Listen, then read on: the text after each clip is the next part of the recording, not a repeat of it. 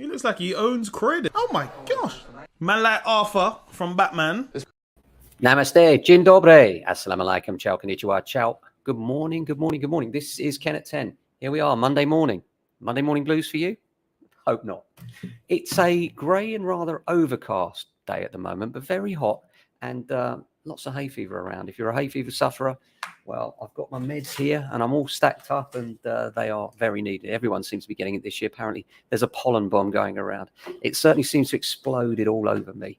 So I hope you're doing okay. In terms of property news today, what's going on? A couple of good valuations coming up, actually, and some new stock coming on. You may have seen from our earlier post that last week we were number 1 in terms of new sales, number 2 in terms of new instructions, and number 3 in terms of views per property out of a vast number of local agents, which we're very delighted with as a small independent punching above our weight. A few bits of news today. One is that the Mortgage Relief Fund has been ruled out by the Treasury.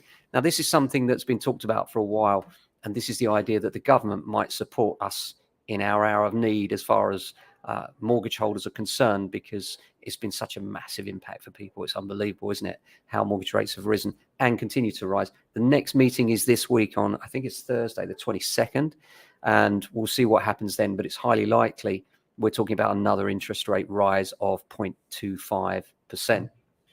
So that's frustrating. In terms of where the light is at the end of the tunnel, I know a lot of you are asking that question. We suspect that it's going to be later half of this year, early next year, because they just can't seem to get control on the inflation numbers. Having said that, if inflation falls, then so will rates. And that's what we've got to hope for, because inflation's fallen in terms of fuel, but not in terms of food. Now, because fuel actually powers food in a way for the deliveries and things like that, it should have a knock-on effect, and we should start to see food inflation falling off. I've been hearing rumors that it is falling already. Is it quick enough? Probably not for the time being, but hopefully soon we'll start to see those rates reverse and go back to something more normal. But what is more normal? Well, certainly I think the days are long gone, and I don't think we're going to see them again of those 0.5 and 1% interest rates unless the economy gets in a real mess. And it looks like, strangely, the economy's not doing as badly. So it's a real strange thing. Growing numbers of people are struggling in retirement due to long mortgages. This is all about 35-year mortgages. Home loan repayments that stretch well past retirement are causing problems, because obviously people that are pensioners are finding that their mortgages are knocking into those pension years, where older people have taken out mortgages, and then that extra 10 years takes them well into retirement. And of course, they've only got pension income. It's causing a huge problem financially for people. So that is something that is going to affect a lot of people.